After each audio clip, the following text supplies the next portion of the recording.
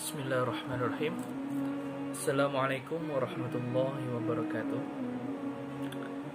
Alhamdulillah, wassalatu wassalamu ala asyrafil anbiya'i wal mursalin sayyidina maulana Muhammad wa ala alihi washabihi ajmain. Alhamdulillah, hari ini kita dapat berjumpa pada pertemuan pembelajaran pendidikan agama Islam dan budi pekerti untuk SMA Negeri 11 Banjarmasin kelas 11. Untuk materi ini khususnya untuk pembelajaran Bapak mengajar pada kelas 11 IPA 2 dan 11 IPA 3 ya. Sedangkan 11 IPA 1 akan diajarkan oleh Pak Amin, dan kelas 11 IPS akan diajarkan oleh Bapak Qurtubi. Ya, mungkin kalian sudah diajarkan oleh Bapak Mutakin ketika kelas 1. Kemudian dilanjutkan oleh Bapak. Ya, Bapak termasuk guru agama.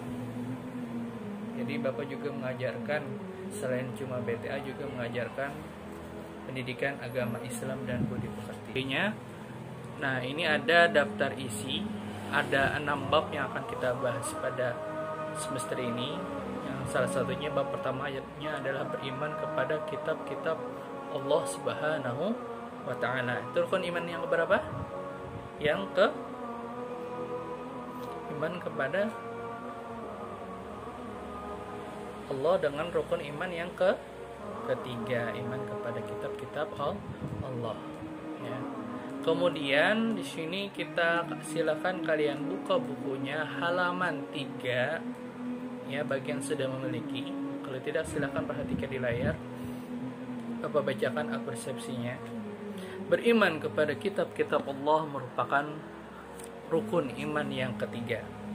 Beriman kepada kitab-kitab Allah telah menurun, artinya mempercayai sepenuh hati bahwa Allah telah menurunkan kitab-kitabnya kepada para nabi atau rasul yang berisi wahyu Allah untuk disampaikan kepada seluruh umat manusia. Dalam Al-Quran disebutkan bahwa ada 4 kitab Allah. Taurat diturunkan kepada Nabi Musa alaihissalam, Zabur kepada Nabi Daud alaihissalam, Injil kepada Nabi Isa alaihissalam, dan Al-Quran kepada Nabi kita yaitu Nabi Muhammad sallallahu alaihi wasallam. Al-Quran sebagai kitab suci terakhir memiliki keistimewaan, yakni kesenantiasaan terjaga keasliannya dari perubahan atau pemalsuan, sebagaimana firman dalam surah Al-Hijr ayat 9 yang artinya sesungguhnya kami menurunkan Al-Quran dan sesungguhnya kami juga yang memeliharanya. Bacaannya Bismillahirrahmanirrahim. Inna nahnu nazzalna dzikra wa inna lahu lahafizun. Sungguh kami yang menurunkan Al-Quran dan sungguh kami yang memeliharanya. Jadi Al-Quran yang keempat tadi disebutkan yang diturunkan kepada Nabi Muhammad itu adalah Al-Quran, kitab Allah yang terjaga ya, Allah sendiri yang menjaga. Sedangkan kitab-kitab sebelumnya menurut catatan sejarah itu sudah diobrak-abrik isinya oleh kaum-kaumnya sendiri, bukan nabinya ya, tapi kaum-kaum setelahnya.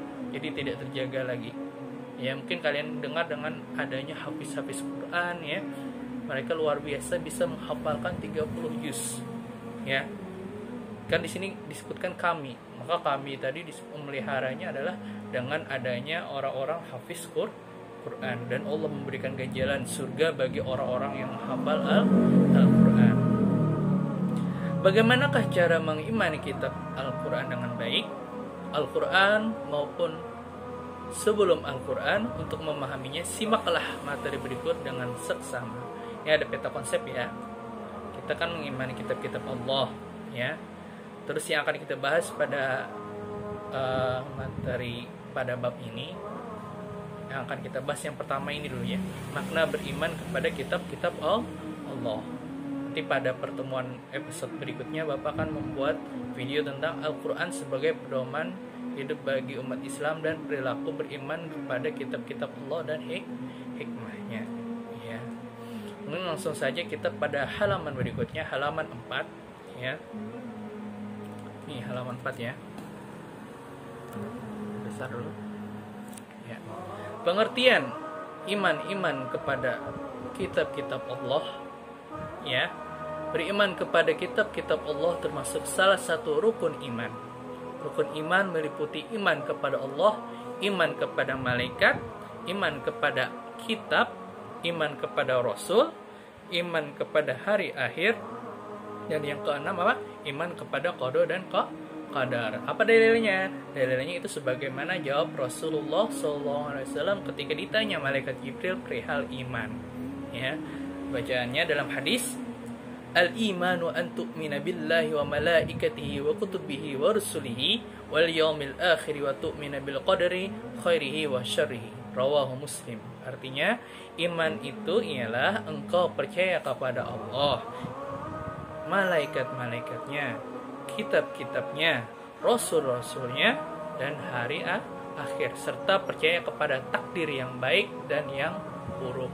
Atau kita dengar atau yang kita hafalkan itulah iman kepada qada dan qadar. Qada itu takdir, ya, takdir yang belum terjadi dan yang akan terjadi.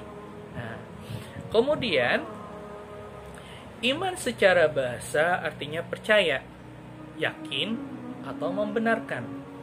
Adapun secara istilah, kalau secara bahasa itu maksudnya secara bahasa Arab, ya. Artinya apa, ya? Sedangkan menurut istilahnya yang bisa kita pahami, iman artinya mempercayai dengan sepenuh hati. Nah, jadi percayanya dengan hati, kemudian diucapkan dengan lisan, saya beriman kepada Allah, saya mengaku bahwa Rasulullah, wa asyhadu an la ilaha illallah, wa asyhadu anna Muhammadar Rasulullah, dan aku bersaksi bahwa Muhammad itu adalah Rasulullah. Itu diucapkan dengan lisan. Tapi pengamalan yang finalnya, iman itu juga disebutkan diwujudkan dalam amal perbuatan. Apa perbuatannya? Rasulullah menyuruh kita sholat, Allah menyuruh kita sholat dalam Al-Quran, kita melaksanakan sholat. Rasulullah mencontohkan bagaimana sholat beliau, sholat malamnya, itu juga pengamalan. Ada juga Allah menyuruh kita untuk berpuasa, ya. Rasulullah pun juga berpuasa. Kalau kita mengamalkan berpuasa itu juga kita namanya beriman kepada Allah, ya. Jadi iman kepada kitab-kitab Allah artinya mempercayai dengan sepenuh hati, diucapkan dengan lisan bahwa Allah telah menurunkan kitab kepada Rasulnya untuk dijadikan sebagai pedoman dalam menjalani kehidupan sehari-hari. Dengan demikian, wujud iman kepada kitab-kitab Allah tidak hanya diyakini dalam hati dan diucapkan secara lisan semata, namun harus diterapkan dalam amal perbuatan sehari-hari, ya. Kemudian, beriman kepada kitab-kitab Allah termasuk rukun iman.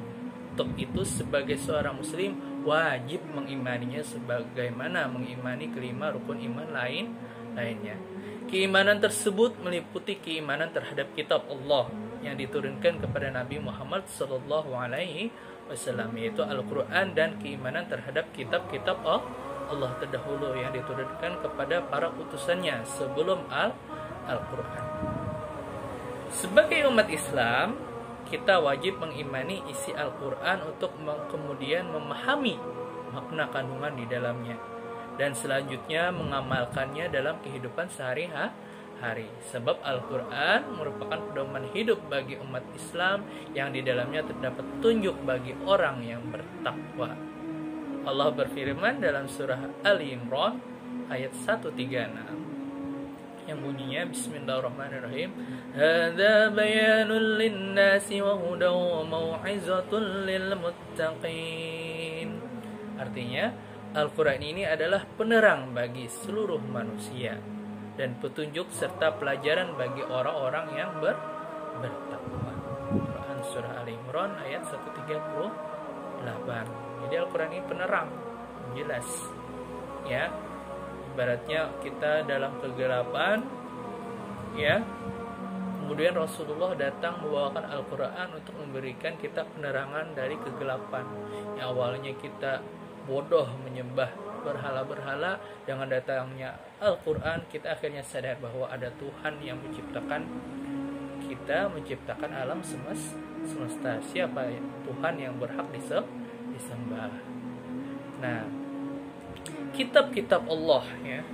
Kitab merupakan kumpulan wahyu Allah yang disampaikan kepada Nabi dan rasul terpilih. Ya. Kalau kalian tahu nabi yang wajib kita imani itu kan ada 25. Ya. Tetapi yang memiliki kitab, mendapatkan kitab itu enggak ke-25-nya. Ya. Allah memberikan wahyu kepada nabinya itu ada yang berupa kitab, ada yang berupa suhuf. Ya. Suhuf artinya lembaran-lembaran. Ibaratnya itu kertas-kertasnya. Paling sedikit itu 10 halaman. Ya. Kemudian ada yang kitab. Kalau kitab banyak, sebagaimana Al-Qur'an, tebalnya luar biasa. Masuk kitab-kitab lainnya. Jadi perbedaannya kalau suhuf itu sedikit, ya. 10 halaman sampai 40 halaman. Tapi kalau Al-Qur'an, Alkitab itu banyaknya luar biasa, sehingga memiliki syariat tersendiri pada zamannya, ya. Nah, di sini disebutkan ada 4 nabi yang mendapatkan Alkitab, enggak semuanya, tetapi 4 nabi, ya. Nah, jadi enggak semuanya, ya. Kitab Allah berisi petunjuk dan kepedoman ke jalan yang benar untuk menjalani kehidupan di dunia agar memperoleh kebahagiaan dunia dan di akhirat. Nanti akan Bapak jelaskan siapa-siapa saja yang akan mendapatkan kitab tersebut. Bagi kalian yang memiliki LKS, silakan baca LKS-nya, tapi Bapak akan menggunakan buku yang referensinya lebih banyak, itu buku paket, ya, yang bisa kalian dapatkan di perpustakaan, ya, buku. Tapi cuma dengan stok yang terbatas, ya.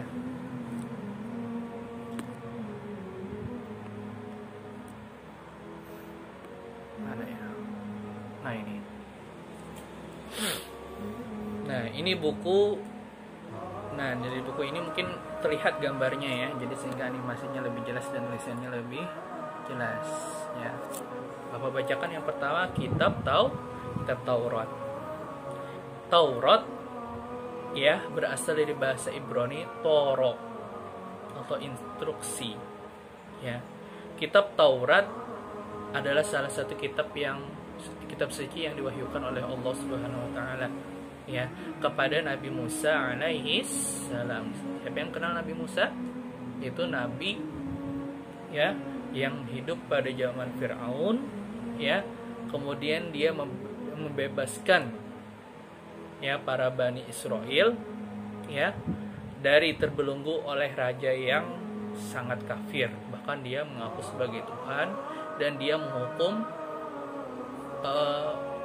penduduknya yang tidak menyembah kepada mereka. Sehingga Nabi Musa inilah pemimpin mereka yang menentang Firaun, dan mereka pergi dari negeri yang sangat syirik itu negeri Mesir. Mereka menyeberang ke negeri Arab, ya. Kemudian mereka menuju ke daerah Palestina, ya. Nah, jadi dari perjalanan dari Mesir ke Palestina baru turunlah kitab-kitab Taurat, ya. Sebagaimana firman Allah, wa ataina Musa al-kitaba wa ja'alnahu hudan li bani Israila illa tattakhidu min duni wakila, ya. Dan kami berikan kepada Musa kitab Taurat dan kami jadikan petunjuk bagi Bani Israel dengan firman, janganlah kamu mengambil pelindung selain aku. Nah, jadi ada dalilnya dalam surah Al-Isra ayat 2, ya. Jadi Al-Quran mengakui kalau Nabi Musa pernah mendapatkan kitab, ya, yang biasanya disebutnya dengan kitab Taurat. Taurat merupakan salah satu dari 3 komponen, Toro, Nabi'in, dan Kitubin, yang terdapat dalam kitab suci agama Yahudi. Sekarang itu jadi agama Yahudi yang disebut dengan Biblia, Alkitab, yang belakangan oleh orang-orang Kristen itu disebut dengan Old Testament atau Perjanjian Lama, ya. Jadi dalam kitab Taurat sekarang ada Perjanjian Lama, ada Perjanjian Baru. Nah, yang umat Islam yakini yang benar itu yang ada pada Perjanjian Lama, sedangkan pada Perjanjian Baru itu sudah dirubah oleh orang-orang Yahudi. Kemudian ini contohnya adalah gambar gulungan kitab Taurat, ya. Mereka berbentuk seperti gulungan seperti ini, ya. Nah, memiliki gulungan, ya, dan tebalnya luar biasa banyak, ya. Isi pokok dalam kitab Taurat dikenal dengan 10 hukum, atau dalam bahasa Inggrisnya Ten Commandments, ya, atau 10 firman yang diterima Nabi Musa di atas bukit Tur Sina. Ingat surah Atin? Wal Turi Sinin, dan bukit Sina, Tur Sina. Tur itu bukit, Sina itu Sinai, gunung Sinai, ya. Bapak sudah menjelaskan pada surah Atin di BTA, itu adalah nabi-nabi yang mendapatkan kitab. Waktu di sini itu adalah Nabi Musa. 10 hukum tersebut berisi asas-asas keyakinan, akidah, dan asas-asas kebaktian atau syariah seperti berikut. Jadi ini 10 hukum. Pertama, hormati dan cintai Allah satu saja. Ini sudah ada dalam kitab mereka, ya. Satu saja yang dihormati dan dicintai, yaitu Allah. Hukum kedua adalah sebutkan nama Allah dengan hormat. Dalam Islam kita gunakan yang namanya nama-nama yang baik atau Asmaul Husna. Yang ketiga, kuduskan hari Tuhan, hari ke-7 atau hari Sabtu. Jadi hari raya orang Yahudi itu memang benar mereka itu mengadakan hari raya mereka itu pada hari Sabtu. Kalau sedangkan umat Islam itu hari Jumat. Yang keempat, hormati ibu bapakmu, ya. Nah, sebagaimana dalam surah Al-Isra ayat 23 itu tentang berbakti kepada orang tua, ada dalam Islam juga. Yang kelima, jangan membunuh, sebagaimana orang yang membunuh bisa dapat dihukumi terbunuh juga dalam Islam. Jadi Islam juga sangat melarangkan. Yang keenam, jangan berbuat cabul atau perbuatan zina. Ini juga dilarang dalam agama mereka. Yang ketujuh, jangan mencuri. Karena dalam Islam orang yang mencuri tangan kanan maka tangan kanannya akan dipotong. Setelah itu kaki kirinya dipotong. Setelah itu tangan kirinya dipotong, baru kaki kanannya dipotong, ya. Jadi itulah hukuman orang yang mencuri. Yang kedelapan, jangan berdusta. Ya, ini dilarang dalam Islam juga. Yang kesembilan, jangan ingin berbuat cabul atau berbuat zina. Ingin saja nggak boleh, ya. Sebagaimana dalam Al-Quran, wala taqrabuz zina, janganlah kamu dekati zina, ya. Jangan mendekati zina. Mendekati aja artinya hendak aja nggak boleh, apalagi berbuat zinanya. Dan yang ke-10, jangan ingin memiliki barang orang lain dengan cara yang tidak halal, ya, seperti mencuri, menipu, dan lain-lain. Itu 10 commandments. Yang kedua adalah kitab Zabur. Ini gambarnya, ya, kitab Zabur, ya. Kata Zabur berbentuk jamaknya Zabur berasal dari kata Zabara yazburu zabron, ya, bahasa Arab nih, yang berarti menulis. Zabur, jadi tulisan, ya. Makna aslinya adalah kitab yang tertulis. Zabur dalam bahasa Arab dikenal dengan sebutan mazmur, jamaknya mazmir, dan dalam bahasa Ibrani disebut mizmar, yaitu nyanyian rohani yang dianggap suci, ya. Jadi kalau orang Ibrani menyebutnya mizmar ini dengan nyanyian, ya. Sebagian ulama menyebutkan mazmur yaitu salah satu kitab suci yang diturunkan sebelum Al-Quran selain Taurat dan Injil. Tapi ini diturunkan kepada Nabi siapa tadi? Pada Nabi Daud. Dalam bahasa Ibrani, istilah Zabur berasal dari kata zimro, yang berarti lagu atau musik. Zamir, lagu, dan mizmar atau mazmur merupakan pengembangan dari kata zamar, artinya nyanyian atau pujian. Zabur adalah kitab suci yang diturunkan oleh Allah Subhanahu wa taala kepada Bani Israel melalui utusannya yang bernama Nabi Daud. Jadi kalau kalian melihat ada ajaran agama lain yang menggunakan nyanyian sebagai kegiatan rohani, barangkali itu adalah berasal daripada ajaran Nabi Daud alaihissalam, ya. Akan tetapi seperti yang Bapak sebutkan, kitab Zabur mereka tidak asli lagi atau sudah dirubah. Nyanyiannya sudah dirubah ya. Kemudian isi dalam nyanyiannya sudah dirubah sehingga tidak seperti asli lagi. Ya, makanya turunnya Al-Qur'an untuk menyempurnakan ya. Ada dalil dari Allah ya, ada kitab Allah yang disalahkan kemudian dibetulkan oleh Al-Qur'an kembali. Ayat yang menegaskan keberadaan kitab Zabur antara lain ya, Bismillahirrahmanirrahim. Inna awhayna ilaika kama awhayna ila Nuhin wan nabiyyin min ba'dih wa awhayna ila Ibrahim wa Ismail wa Ishaq wa Yaqub wal asbat wa Isa wa Ayyub wa Yunus wa Harun wa Sulaiman wa atayna Dawud zabura. Artinya, sesungguhnya kami mewahyukan kepadamu Muhammad sebagaimana kami telah mewahyukan kepada Nuh dan nabi-nabi setelahnya. Dan kami telah mewahyukan pula kepada Ibrahim, Ismail, Ishak, Yakub dan anak cucunya, ada Isa, Ayub, Yunus, Harun dan Sulaiman. Dan kami telah memberikan kitab Zabur khusus buat Nabi Daud. Surah An-Nisa ayat 163. Kitab Zabur ini berisi kumpulan ayat yang dianggap suci. Bahkan ada 150 surah dalam kitab Zabur yang tidak mengandung hukum-hukum, tetapi hanya berisi nasihat, hikmah, pujian serta sanjungan kepada Allah Subhanahu wa taala. Secara garis besar, nyanyian rohani yang disenandungkan oleh Nabi Daud alaihissalam dalam kitab Zabur terdiri atas 5 macam. Ya, jadi ini pembagiannya. Ada yang nyanyiannya untuk memuji Tuhan, ya, ada yang nyanyiannya untuk perorangan sebagai ucapan syukur, ya, ada ratapan-ratapan jamaah, ada ratapan dan doa individu, dan yang kelima adalah nyanyian untuk raja, ya, untuk pemimpin. Jadi raja di sana itu adalah pemimpin. Nah, kemudian nyanyian pujian dalam kitab Zabur atau Mazmur 146 antara lain, besarkanlah olehmu akan Tuhanmu, hai jiwaku, pujilah Tuhan.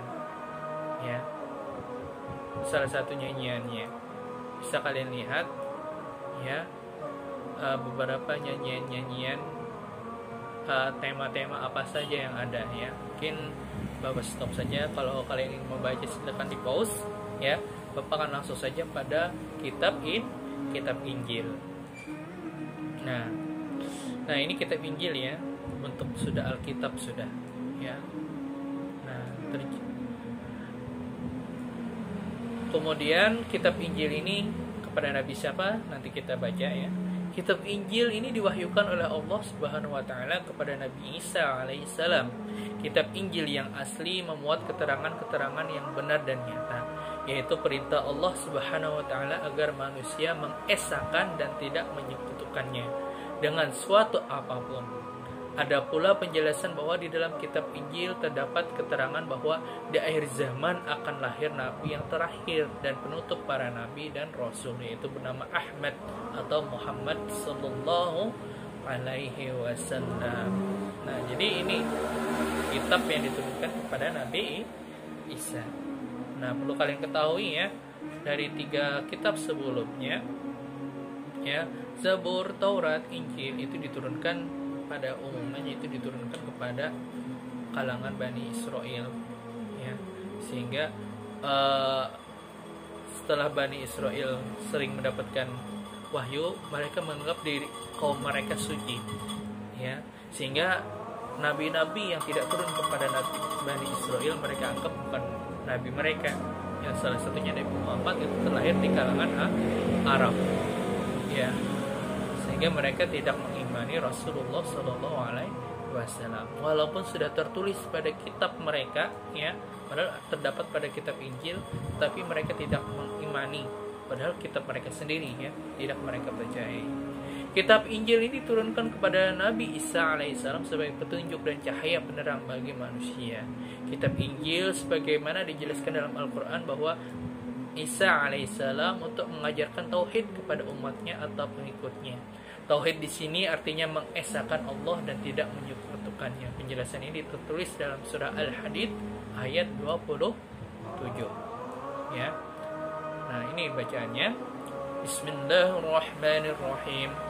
Summa qaffayna ala atharihim birusulina wa qaffayna ba'isa بعيسى بن مريم وآتيناه الإنجيل وجعلنا في قلوب الذين اتبعوه رأفة ورحمة.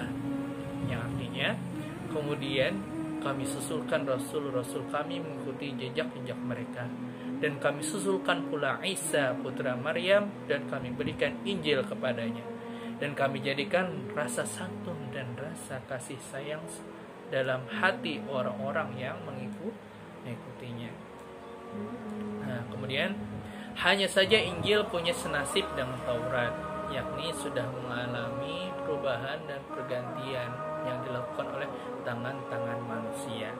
Kitab Injil yang sekarang memuat tulisan dan catatan perihal kehidupan atau sejarah hidupnya Nabi Isa, ya. Nah, kitab ini ditulis menurut versi penulisnya itu Matius, Markus, Lukas, dan Yahya atau Yohana. Mereka ini adalah murid-murid Nabi Isa. Ya. Jadi Nabi Isa mengeluarkan wahyu. Kemudian murid-muridnya mengeluarkan wahyu juga. Nah, dari murid-muridnya inilah sudah mulai ada perubahan-perubahan. Ada versi penulisnya, versi Matius, versi Markus, versi Lukas itu berbeda-beda. Mereka adalah bukan dari orang-orang yang dekat dengan masa hidupnya Nabi Isa alaihissalam. Sejarah mencatat sebenarnya masih ada lagi kitab Injil versi Barnaba. Isi dari Injil Barnaba ini sangat berbeda dengan isi kitab Injil 4 macam yang tersebut di atas. Artinya sangat menyeleweng lagi daripada 4 tadi, ya. Nah, mungkin itu saja 3 kitab yang selain daripada Al-Quran, dan yang keempat tentunya adalah kitab Al-Quran. Ya, mungkin Bapak akan menjelaskannya di buku LKS, ya. Nah, kita langsung saja kepada buku LKS. Di sini ini sudah sama. Nah, ini kitab Al-Quran. Kalian buka halaman 5. Kitab Al-Quran merupakan kitab suci yang diturunkan Allah kepada Nabi Muhammad SAW agar dijadikan sebagai petunjuk dan pedoman bagi seluruh umat manusia dalam menjalani kehidupan di dunia. Al-Quran merupakan mukjizat terbesar yang diterima Nabi Muhammad SAW dan berbeda dengan kitab-kitab lainnya. Ya, kitab Taurat, Zabur, dan Injil diwahyukan untuk menjadi pedoman bagi kaum tertentu. Ya, jadi Taurat khusus bagi kaumnya Nabi Musa, Zabur khusus buat kaumnya Nabi Daud, ya, dan ya Injil khusus kepada kaum Nabi Isa, khusus bagi kaum mereka, nggak berlaku untuk kaum setelah keturunan mereka, sehingga muncullah Al-Quran. Nah, Al-Quran inilah untuk seluruh umat manusia, tidak hanya untuk bangsa Arab, ya. Nggak cuma orang Arab aja yang mendapatkan, yang mengimani Al-Quran, tetapi kita seluruh dunia itu juga wajib mengimani Al-Quran, dan tidak ada batas pada waktu tertentu hingga akhir zaman. Sebagaimana dalam kitab sebelumnya, kitabnya Nabi Isa tadi mengatakan kalau akan ada Nabi akhir zaman, yaitu Ahmad atau Muhammad yang menurunkan Al-Quran. Al-Quran diwahyukan untuk disampaikan kepada seluruh umat manusia hingga akhir zaman. Ya, Allah berfirman dalam surah Al-Furqan ayat 1, Bismillahirrahmanirrahim. Tabarakalladzi nazzala al-furqana 'ala 'abdihi liyakuna lil 'alamin nadhira. Artinya, Maha suci Allah yang telah menurunkan Al-Furqan atau Al-Quran kepada hambanya agar dia menjadi pemberi peringatan kepada seluruh alam. Surah Al-Furqan ayat ke-1. Nah, inilah ringkasan isi Al-Quran ya. Ringkasan isi Al-Qurannya sebagai berikut. Al-Quran diturunkan Allah secara mutawatir ya, artinya berangsur angsur. Berapa tahun? Selama kurang lebih 23 tahun, atau lebih tepatnya 22 tahun, 2 bulan, 22 hari ya. Jadi kalau dalam tahun Arab lebih 2 bulan aja sudah digenapkan ke tahun berikutnya, atau di 23 tahun.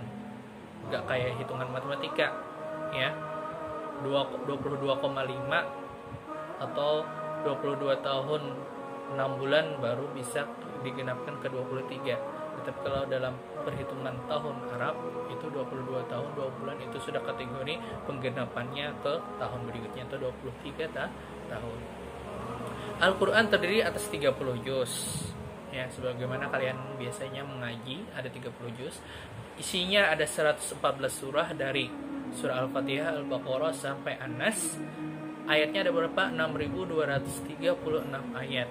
Sedangkan ada 74.437 kalimat. Dan ada berapa huruf? 325.345 huruf. Dari ke 114 surah dalam Al-Quran, ada yang diturunkannya di Mekah ketika Rasulullah sebelum hijrah, maka diturunkannya di Mekah, yang dikenal dengan surah Makkiyah. Dan ada yang diturunkan di Madinah, artinya setelah hijrah, yang dikenal dengan surat Madaniyah. Wahyu pertama adalah surah Al-Alaq ayat 1-5 yang diturunkan Allah pada tanggal 17 Ramadan, atau dikenal dalam surah Al-Qadar, Inna anzalnahu fi lailatul qadar, yang dimana Al-Quran ini diturunkan pada malam Lailatul Qadar. Ketika itu Nabi Muhammad SAW sedang berkhulwat di Gua Hira. Kemudian malaikat Jibril datang menyampaikan wahyu pertama tersebut. Apa bacaannya? Iqra bismi rabbikal ladzi khalaq, kepada Nabi Muhammad SAW. Adapun wahyu terakhir adalah Quran surah Al-Maidah ayat 3 yang turun pada tanggal 9 Zulhijjah tahun 10 Hijriah pada padang Arafah. Wahyu tersebut turun ketika Nabi Muhammad SAW sedang menunaikan haji wada atau haji perpisahan. Ya, jadi sebelum Rasulullah wafat, Rasulullah sempat menyempatkan beliau untuk berhaji. Ya, dan ternyata itu adalah haji terakhir Rasulullah, atau sekarang orang menyebutnya sebagai haji wada dalam catatan, karena haji perpisahan Rasulullah di alam dunia. Nah, mungkin itu penjelasan materi hari ini. Setelah materi ini Bapak sampaikan, ada 5 tugas ya. Silakan kalian tulis di buku tulis. Nanti akan Bapak bikinkan Google Form. Ya, di Google Form itu nanti kalian foto aja tugas kalian yang 5 ini yang ada di buku, terus kumpul ya. Yang tugas nomor 1, jelaskan pengertian beriman kepada kitab-kitab Allah. Yang kedua adalah berapa kitab-kitab yang telah diturunkan Allah. Yang ketiga, apakah semua nabi dan rasul menerima kitab suci. Yang keempat, sebutkan nabi dan rasul yang menerima kitab suci. Dan yang kelima, jelaskan secara singkat tentang Al-Quran ya. Mungkin itu tugas hari ini. Silakan dikerjakan di buku tulis PAI. Kalau ada masih buku kelas 10, silakan sambung aja ya. Tulis di buku tulis, tulis soalnya dan jawabannya. Tulis soal dan jawabannya ya. Kemudian kumpulkan di Google Drive, nanti akan Bapak nilai ya.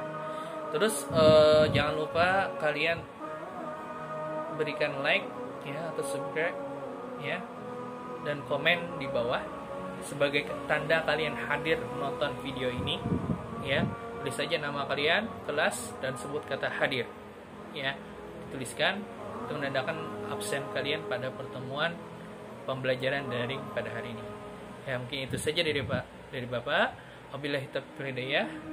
Wassalamualaikum warahmatullahi wabarakatuh.